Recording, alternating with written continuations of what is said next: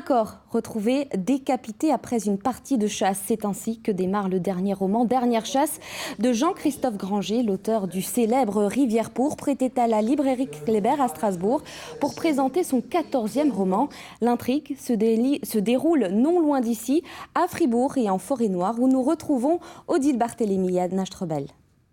Alors la dernière chasse, ça se passe aussi à Fribourg, Oui. capitale de la Schwarzwald, où le duo de policiers va enquêter après le meurtre d'un héritier d'une famille d'aristocrates allemands. Absolument, Pourquoi oui. Fribourg? Fribourg m'offrait un décor exceptionnel. À la fois féerique, parce qu'on a l'impression que c'est une ville qui a été conçue pour les fêtes de Noël, et assez inquiétant quand la nuit tombe. Une espèce de parfum intemporel, un peu XVIIe siècle, mais un petit peu comme dans les contes pour enfants, vous voyez. On arrive devant la fameuse maison de la baleine, Ouais. la Walfisch Haus. Qu'est-ce qu'elle a de particulier, cette maison, pour vous? Alors déjà, esthétiquement, elle est très particulière, puisqu'elle est complètement rouge et or. Elle est très connue parce qu'il y a un film vraiment emblématique qui s'appelle Suspiria, de Dario Argento, qui est censé se passer à l'intérieur. Bon, le film, c'est une école de danse où il se passe des horreurs.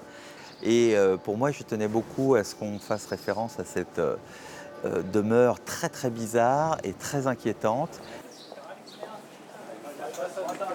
Donc il y a les ruelles du centre-ville, mais aussi avec le quartier Vauban, dont vous parlez. Absolument, j'ai voulu montrer aussi aux côtés de ce côté XVIIe siècle, paysage de Walt Disney, un côté vraiment futuriste de Fribourg, parce que c'est une ville, c'est sans doute une des villes les plus écologistes d'Europe, qui fonctionne qu'à l'énergie solaire et qui est habitée par des jeunes comme ça, qui voient déjà l'avenir et veulent consommer que des choses bonnes pour la planète.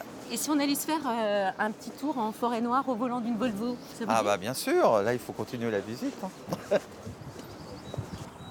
À la Forêt-Noire parce que c'est un lieu mythique, à la fois un paysage extraordinaire et puis un lieu de légende où vraiment les plus anciennes histoires peuvent se réveiller. Et c'est ce qui se passe dans mon livre.